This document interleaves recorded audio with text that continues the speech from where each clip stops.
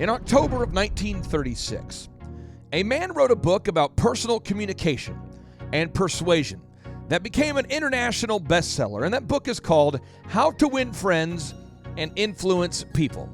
The guy who wrote the book is often called Dale Carnegie, but really his name is pronounced Dale Carnegie. And on today's show, we have a thriver who reached out to us and asked, I love the book, How to Win Friends and Influence People, but how do you actually apply the book? How do you apply How to Win Friends and Influence People when managing your team? How do you apply How to Win Friends and Influence People when you're managing your relationships with customers? And how do you apply How to Win Friends and Influence People when you're dealing with customer complaints? All this and more on today's very practical edition of the Thrive Time Show. Well, Clay, I appreciate you letting me be in the studio here with you, and I wanted to share something before we get into the show, if that's all right. Well, Toll Booth Willie, I'm glad you got a chance to visit the studio today. Sure, what do you got? Well, now, Clay, if we do have time, I wanted to share about a manuscript and an accompanying song that I've been working on while being in the toll booth. And it's called How to Lose Friends and Uninspire Everyone. Sounds really incredible. How did you ever get the idea? What inspired you to write this song in this manuscript? Well, I was working inside we call it the box, and cars were coming by, and people were like, hey, I forgot my 85 cents, and I forgot my change. Could I use a credit card? And I'm like, no, And then another car would come by, and they would say, like, nice lady in a minivan with kids and everything, coming back from a soccer tournament or something, and they'd say, sir, we forgot our change. Could you take credit card? And I'm like, no. And so really what inspired the book and then the song was depression and quiet desperation as I watched my soul die slowly over the last 20 years in that box. Well, Willie, that's pretty dark. I appreciate you for sharing. Feel free to go ahead and just sing us the first 30 seconds or so of your song, but make it quick because we got to get into today's interview and today's show where we break down the book How to Win Friends and Influence People. Well, I appreciate that. I hope that everybody can relate to my song. Here we go.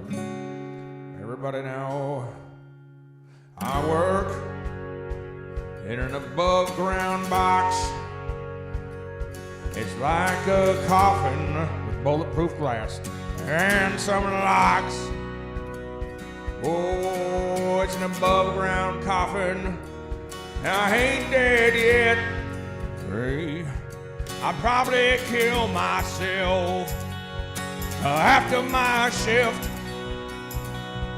because I work every day in an above-ground box. Well, Clay, that's all I got so far, but I just thought your listeners would need to hear it. Well, I think it checks all the boxes. It's low energy.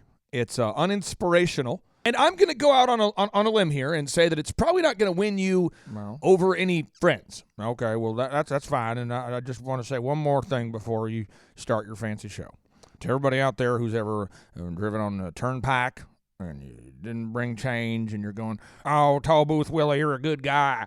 I didn't bring a change. Could you let me go this time? Could you let me through? Well, first off, ignorance is no excuse. 2, no. And 3, I love giving you a ticket. It inspires me because your pain is my gain. Some shows don't need a celebrity narrator to introduce the show, but this show does. 2 men, 8 kids, co-created by 2 different women, 13 multi-million-dollar businesses. Ladies and gentlemen, welcome to the Thrive Time Show. 3, 2, 1, here we go! Started from the bottom, now we here. Started from the bottom, and we'll show you how to get here. Started from the bottom, now we here. We started from the bottom, now we here. Started from the bottom, now we here. Yes, and yes. Thrive Nation, I could not be more excited to be here with you today. And on today's show, we are responding to a question from a listener who wanted to know, how do you apply How to Win Friends and Influence People? How do you, great, it's a great book. Hey, I read the book. I like the book. Dale Carnegie. His name's actually pronounced Dale Carnegie. I read his book, How to Win Friends and Influence People, but how do I actually apply it? And so on today's show, we are joined with two experts, in my opinion, in the field of communication because they're business owners. And they've had to communicate to the marketplace for years that Colaw Fitness is essentially like Planet Fitness meets Chick-fil-A. They've had to explain over and over again. If you're looking for like a Planet Fitness gym, but with the culture of a Chick-fil-A, come check out Colaw Fitness. Charles Colaw and Amber Colaw, welcome onto the show. How are you guys? Oh, yes. We are pumped to be here. Great. Hey, I'm excited to have you guys here. And I want to ask you this. Have you guys glanced at the book, How to Win Friends and Influence People? Have you dove into that book? I have glanced at it. I have not read it, but I have looked at some of the notes on it. So, well, I'm going to summarize the book for everybody out there real quick. You got basically five points in the book, okay? And it's a big book, and there's more points, but I'm just going to make it very simple, Cliff Notes version. Rapport, needs, benefits, close, isolate, objection. Rapport, needs, benefits, close, isolate, objection. So basically, if you want to influence people, step one, build rapport with them. Dale Carnegie writes, you can make more friends in 2 months by becoming interested in other people than you can in 2 years by trying to get other people interested in you. At Colaw Fitness, people love the gym experience. That's great. How do you get people to love the experience, though, Charles? Because there's a lot of gyms. You come into the gym and you feel cold. You feel like nobody cares about you. You don't build a relationship, and you don't build any friendships, and you don't come back. What things does Colaw Fitness do to actually build a rapport with your clients? well, that's a great question, Clay, because a lot of times you have the people that start working at the front desk, they have never had a lot of jobs or they don't have a lot of experience with that. So we try to script that and teach that. And what it is showing people that you genuinely care. And I try to actually we created an acronym that we have used within our business called ACT. And it's acknowledge your presence. So you acknowledge your presence, close the gap, and then physical touch. And that's like in a healthy way that, hey, and you do all of that by smiling with your eyes and teeth so that you're genuine. And that allows people to see that you're safe. You want to address their needs and make a connection there. What does close the gap mean? Like you just, if you're at the desk and there's a desk between you and another person, you at least take a step forward. Got it. Towards somebody. And so you're, acknowledging their presence, smiling with your eyes and teeth, and you generally have a script, and then you step forward towards them, acknowledge that their presence is accepted and wanted. And it's intentional. Intentional. So ACT is your program, which is, again, A. Acknowledge Acknowledge. their presence. Got it.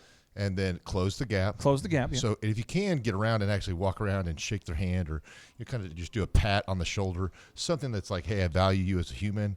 And, it's like that, like a puppy, you got to scratch them behind the ears. Sometimes you got to scratch people behind the ears and make them feel good. But you're intentional about this. Yes. And so we have to train that. So if you have like these new, let's say a lot of these new millennials, they're on their technical devices and they don't have a lot of social interaction. So they don't pick up on that quick. And so we have to actually just expect them to not know it.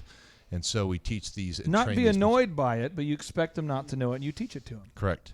Now, I want to talk about this, close the physical space. Amber, you're a female. You're married to a guy with large arms.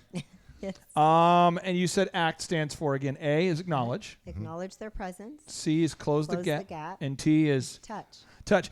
Talk to me, because you've seen your husband train people. And when you're training people in a gym, people might not know what is appropriate. And I'm sure there's been times where somebody's done some weird stuff where you're like, that's not happening. Always. So I want to take us right into the lion's den where we probably don't want to talk about this. But let's talk about the rules you have as a female entrepreneur for that physical touch stuff. What does that look like? We think it's good to talk about it. We have very much open communication in our marriage. We always try to communicate, and we also try to set boundaries long before the problem comes. And so there is appropriate touch, and Charles is a super friendly, loving guy, and anybody who knows him knows you're going to probably get a hug from him. You're probably going to get a high five. But but he's never inappropriate. He loves people, and it's obvious in the way he carries himself. But we do have to set those boundaries, train our staff in what is and is not appropriate. Generally, what we try to do is, like give them a fist bump or a little pat on the Yeah. shoulder, like, High hey, five, great to see you, fist brother. bump.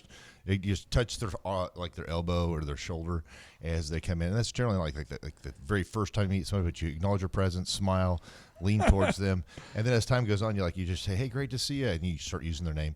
Yeah. But that's just stuff that we teach when we do our hiring and our shadowing. And that way we see that they either get it or they're, because some people are just kind of socially weird and they just are a little bit too forward. Yeah. Like some I guys, also think there's things it's that like the weren't guy's trained at motive home. is to touch every girl. Like this is not going to be. I honestly think I don't think it is. I'm not speculating that I think sometimes it's not taught at home. I say by default, almost every time I found it wasn't taught at home. Absolutely. Yeah, correct. Yeah. And just as an example, we had in our office, one of our companies, about a year ago. I won't mention the specifics, but we had a member of the team who commented to a lady, man, you're looking great today. And she didn't want to hear it.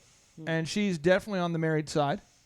And he is on the married side. And he was like, I don't know what the deal is, but she looks at me all angry. And I'm going, it's like when you lost your wallet. Where did you put it last? I'm like, what did you say to her last? I don't know. I mean, I know. She got a new hairstyle. And I said, wow, you look beautiful. And I go, you didn't say that, did you? And he goes, yeah, no, I did. I just said she looked beautiful. And I thought she, just wanted to acknowledge, and I'm like, okay. And then what else did you say? And we start unpacking it. And he's like, well, what's wrong with that? Now, he's from a family where everyone's like, oh, you're beautiful. There's a lot of hugging. And there's a lot of that's kind of his family. And I'm going, you can't assume that's the norm. Yep. We worked through it. But again, I want everybody out there, homework number 1, action item number 1. You need to make a script for building rapport. That consists of 5 specific lines that you want your team to say maximum when greeting new people. 5 specific lines, 5 maximum. 5 specific lines maximum. Now we go on to step 2 of the book here. Again, how to win friends and influence people. The summary. Needs. Once you build the rapport, you got to find someone's needs. You say, hey, what are your fitness goals? What do you want to do with your cabinets? What kind of pool do you want to install? You want to find the problem that you can solve. And Dale Carnegie writes, when dealing with people, remember that you're not dealing with creatures of logic, but with creatures bristling with prejudice and motivated by pride and vanity. So when you meet with a human and they're not in shape, and you own a gym like Colaw Fitness, you don't walk up to him and say, so now that we've built rapport, it looks like you need to lose some weight. Looks like you. That's Not That's a good idea. But you see trainers that do that. I've do. seen Right. it. I've been to gyms where it's happened. I've seen people. Boy, do you need to be here. I see trainers that literally make fun of how small a guy's legs are Oh yes. as a sales technique. I've dude. seen this before. Charles, Yes. you guys have an uplifting experience at colawfitness.com. Tell us about this. When dealing with people, you know that, you could point out, hey, you need to lose 47 pounds, but you don't do that. Talk to me about the loving, kind way that you guys at Colaw Fitness try to find the needs of your new members in a way that leaves them feeling good. We actually have a one sheet at the front, and we say, this is what we offer. What are you guys interested in? We have, like, far as in free trainer instruction. They can tell you exactly what to do as far as in losing weight and getting in shape. We've got idiot-proof templates you can follow that help you follow a program. And then we have them we have tanning, massage. You can bring a friend for free. You get free trainer instruction. They can get free trainer instruction. And tell me about what you're wanting to accomplish. And they can literally look at this document. They're reading through all these things that say free, and no upsells. And they're looking at it, and they're like, wow. And they're like, well, I'm just looking to lose some weight, get in shape, and so on. They're like, awesome. Well, if you want, you can look over here, right to your right. We have literally lists of people saying, I lost weight. I feel great. This is a great proof statements, social proof, benefits. Yeah, all right at the front. Right. Intentional. So you took the idea and made it into a thing. Absolutely. So they see that their needs are being met by satisfied customers on TVs all around them. So that then gives them that, their mind is saying, oh, wow, this is the place. This is perfect. Intentional. Be intentional. Be intentional. Everybody out there, make a script today for rapport. Make a script here for the needs. Now, benefits kind of ties into the needs. But once you have a problem, once you've found the problem, You want to make a one sheet, which Charles just spoke about. You make a one sheet. The one sheet is an 8.5 by 11 sheet of paper that states the facts, states the problems you can solve, supported by facts. They use before and after photos, testimonials. They have the most reviews of any fitness company in the region. You look up Topeka gyms, Joplin gyms, Bartlesville gyms. They have the most reviews from real clients, real objective reviews. And Dale Carnegie says, actions speak louder than words, and a smile says, I like you. You make me happy. I'm glad to see you. So you want to be kind. You want to look kind. You want to look happy. But then you also have to have facts. You can't just have empty promises. You got to have that proof that what you're saying is true. Again, make a one sheet. Now, step 4, the close, the call to action. It's not mean to ask for somebody's money in exchange for the problems you're solving. And I'm sure, Charles, you never, ever were in a place where you undercharged. Amber, I'm sure he was never undercharging. But when you go for the close here, Dale Carnegie, How to Win Friends and Influence People. Dale Carnegie says, if some people are so hungry for a feeling of importance that they actually go insane to get it, imagine what miracle you and I can achieve by giving people honest appreciation this side of insanity. Again, he's saying, you got to go for the close, go for the call to action, make people feel the way they need to feel. Amber, did you ever catch your husband, though, closing a bunch of deals and actually not being profitable back in the day? Yes. He was notorious for giving away the farm. Why? As we would call it. He is so generous. He loves helping people. And so we had to give him price sheets he had to follow. We had to give him forms he had to complete. Did you make him deposit his checks? I did. Oh, yeah. We would find checks that were years old. Oh, and I mention this because so many people listening right now, you have just read How to Win Friends and Influence People. You are having epiphanies. You're going, oh my gosh, I now feel good. I am excited. That's called entertainment. I'm excited, but I want to help you turn this into reality. You need to do what Colaw Fitness has done, what Amber and Charles have done. You need to distill proven systems into tangible action items. You need to script out those 5 rapport building questions. Script out the 5 needs finding questions. Script out your benefits. Make a one sheet. Script out a price sheet like Amber said. That's the call to action. And then you have to ask people, do you want this package or that package? Charles, if you don't go for the close, what happens? Oh, yeah, it's a no-go. But what I try to do is make sure that if the decision is already, like I put myself in the ideal likely buyer's seat. Yep. And I look at, they just went through the value proposition of listing all the benefits. Yep. Then they see the price point. There it is. And then I tried to give them only like 2 options. Because here's the deal. Like humans get so caught up if they see like 10 or 12 options. It hurts the head. Yeah. And so I try to make it where each one of them makes that, because anytime a human has to make a decision, it creates this mental fatigue and it creates a mental dissonance with the whole experience. And so I just wanted to, there is some other membership options we have, but I only list 2 on our sheet. The most popular. Yeah, it's like 95% of everybody only buys like certain 2 options on a price sheet. So I only target that. So the front is really trained on that. They're really confident on that. 90% of their sales are just that. It's very, very easy for the consumer to make a decision. So what does Dale Carnegie teach in How to Win Friends and Influence People? Okay, 1, rapport. You've got to script out those 5 rapport building questions. 2, needs. You got to script out those 5 needs finding questions. 3, benefits. Don't say a problem that you can solve unless you can prove it. Don't say you help people lose weight unless you have before and after photos. Don't say you're the best home builder in Oklahoma unless you can prove it with reviews and verifiable evidence. As an example of what happens when you script all this stuff out, though, Shaw Homes, I just got a text message from Aaron Antis on Friday. Last year, again, Shaw Homes, since I've coached them, they've grown from $37 million in gross revenue of $37 million of annual sales to $81 million in annual sales. Oh, yeah. Now, if you take 12 months a year and you divide that by, you say there's $81 million, we divide that by 12. So 81 divided by 12. That means they would have to do $6.75 million of sales a month to keep up that pace. January is the slowest month of the year. And last January, we did just a little under $3 million of sales. So far in January, and we are not in February yet as of the time we're recording this, they are now up to over $10 million of sales. Shaw Homes is on pace to do $200 million of sales this year. That's amazing. And it's over because, 3-fold increase. Yeah, it's 368%. They're up so far. Oh, yes. We still have a few more days. Why? Because I went into the company. I find out what works well. Aaron Antis has sold himself almost $1 billion of homes. I say, okay, that works. This just in. Let's that script works. that. Let's script let's that, train script that. that out. Let's because again, let's copy what works. 5 rapport building questions. 5 needs-based questions. Let's get benefits. We've got a guy who used to teach tumbling 6 months ago who has sold $7 million of houses this month. Oh. I mean, Wow. then you build the call to action. You build your 5 closing questions. 6, isolate objections. This might be called the FAQ sheet. Charles, you're going to get asked every week, where are the bathrooms? Where are the bathrooms? How much is tanning? Where are the bathrooms? Oh, yeah. Where's the showers? Yes. How can I park here? Can I park there? Can I bring my friend? Part wherever you want. What if I want to cancel? Amber, why do you have to take the time to sit down and think about all of the questions that you get frequently asked? Why do you have to take the time out to script it out at colawfitness.com? Well, you want to help the customer and you want to make it a no-brainer. We've already gone through all of those questions for you. We've provided answers, and we want to make your sign-up process, your first visit, your whole time being a member as enjoyable as possible. And one of the takeaways I have on this is just a thought that popped in my head is like a lot of times you have front desk at the high time, people are signing up, and then people may stop by that say, hey, I need to cancel my membership. I'm moving or something. Yep. And I don't like it when both people or one's onboarding, one's offboarding at the same time. It's just kind of like for It's me, weird. it's just a weird deal.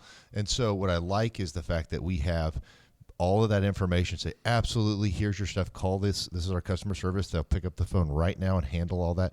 And that can give that person away from the desk if there's an issue, and that way the sales acquisition isn't also seen. Well, and usually this is why someone cancels at Colaw Fitness. And I know this because I've worked with gyms before. They go, I haven't worked out ever, and I have all these amenities, and I just want to know if I can get a refund real quick. Because I paid, and I know you've paid a mortgage or a lease or for the light bill or for the staff, but I signed up, and I have just not been there this year at all. Mm-hmm.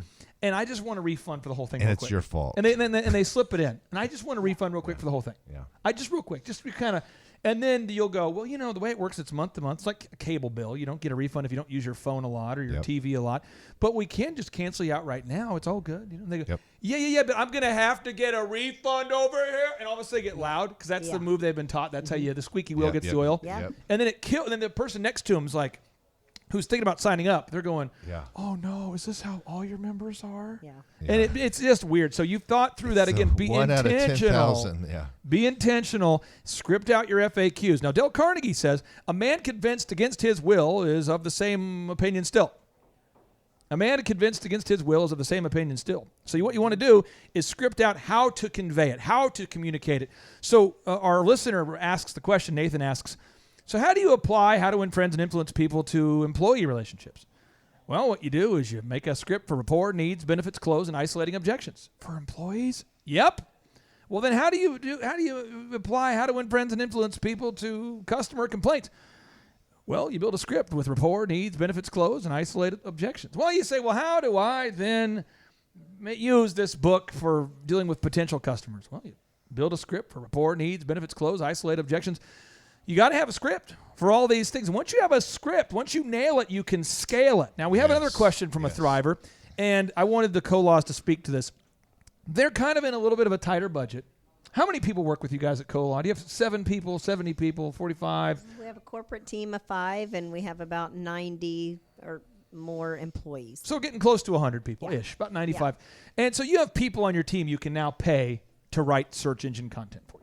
Right. But there was a time when we first started working with you where we wrote content for you, and then we taught your team, and now your team does it.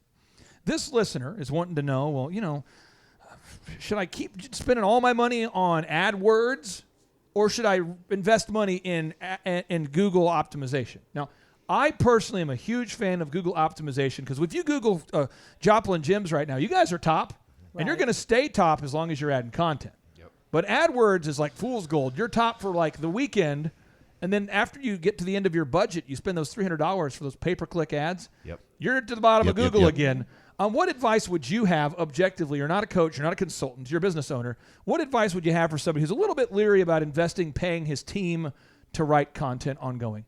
Well, I'd say what you're doing is you're investing in things that are going to last longer than just a paid ad. So it's basically investing into training your staff on how to get objective, good reviews, making sure that your staff's really doing that. That's going to help you, populate more on the sitemap, get a better presence for your website, making sure that a company like Clay that fully understands how to make sure that your you're hitting all the little key indicators for your website being built, and then making sure that all these articles that you're writing about have good relevant content. Clay's got a great acronym for that. He'll go over that with you. But these are things you've got to be constantly doing within your company if you want to have a top presence on social media, on search engine optimization. And the dollars you spend in there, I would believe, are going to last 10 to 20 times longer than just buying Google ads and things like that. So what I've done is, if you go to thebestseobook.com, thebestseobook.com, everybody out there can download my new book, Search Engine Domination, for free. You can download the book, open it up to chapter 2, and on there you will see a checklist. And everything on that checklist is what you need to do. All right? So there's 4 variables that get you to the top of the Google search engine rank. One is it's the most mobile compliance. Does it work well on mobile phones? If you go to my book, there's a test you can take right there. You can check it for compliance. It's free. Boom, there it is. Okay? Mobile compliance. 2 is canonical compliance. Does your website adhere to all of Google's rules? You not adhering to all the rules is analogous to writing a book and refusing to get an ISBN number so no one can find it or sort it at Barnes & Noble. If you have a book and you don't get an ISBN number, nobody can find the book in the bookshelves. You have to just, it's weird. It's the equivalent of going to the bank and depositing money, but you don't have an account. It's just weird. So you've got to have your canonically compliant website. And then you got to have the most reviews and the most content. So a little thing I've taught my team to remember is VISM. Every day, get a video review from a happy customer. Every day, add an image that is optimized to your website. We can teach you how to do that in other shows. 3, write search engine content, at least 1,000 words of content per page. And 4, get those Google reviews, video reviews, images optimized, search engine optimization content, and more Google reviews. Now, if you do that consistently, you're going to see this cool thing called the search results you see when you search for Joplin Gyms. Everybody, do a search right now for Joplin Gyms. And if you live in Joplin, sign up already. But do a search for Joplin Gyms, and you're going to find Colaw Fitness with 4,139 reviews. Planet Fitness batting number 2 with 261 reviews. What? I mean, that's like an NBA game where the one team scores 1,000 points, the other team scores 20. I mean, you're killing them. 4,139 reviews to 261. Your video reviews, you can't fake those. Those aren't holograms, homies. Those are real people. But you've got to be consistent if you want to win. I'm going to give Amber the mic for the final take-home point here. Consistency is king. We all get motivated. We all listen to podcasts or read books or go to seminars, or we all get fired up for a moment. But you've been fired up for how many years have you guys been fired up about Colaw Fitness? Oh, 15 years. Help somebody out there that's struggling with consistency. What feedback would you have for them about the consistency, if they have a coach, about showing up and doing their action items, and if they don't, about just being accountable to themselves? Talk to them about consistency. Right. You just have to determine what your goal is, and then you need to break it down into items that are doable. And you just do one a day. And it's not what you can do in a day. It's not what you can do in a week or even in a month. But it's what you can do over a long period of time. So just being consistent at the small things and the small habits and putting those in place on your calendar. True. They're scheduled. You protect those items. Yeah, you do. You even like we have a lot of friends that struggle with this.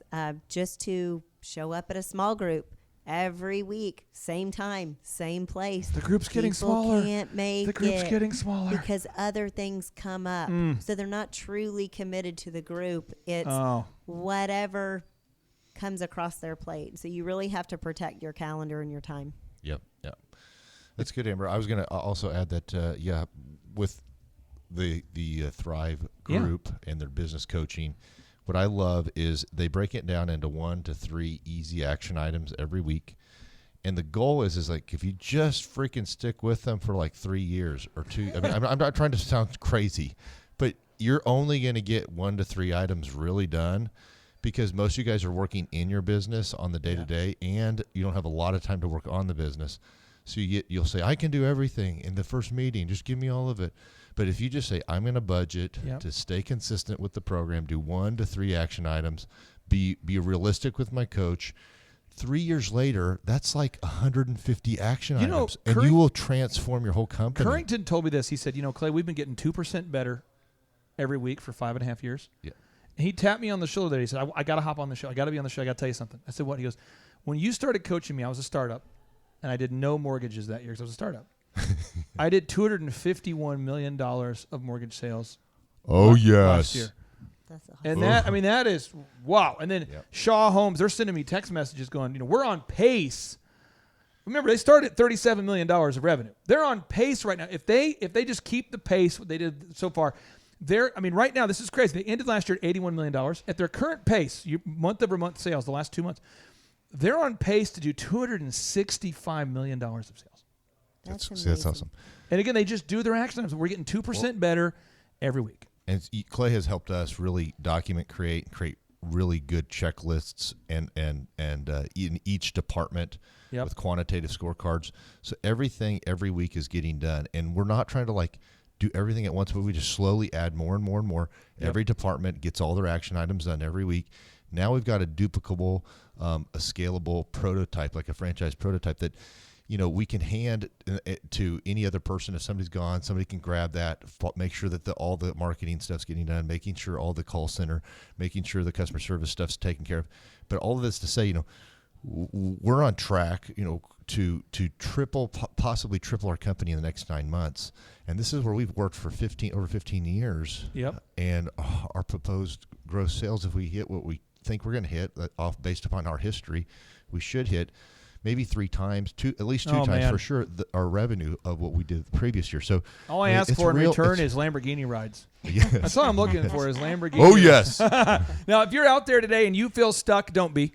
Go to thrivetimeshow.com and book your tickets to our next in-person Thrive Time Show workshop. It's a money-back guaranteed. It is the world's highest-rated and most reviewed business workshop.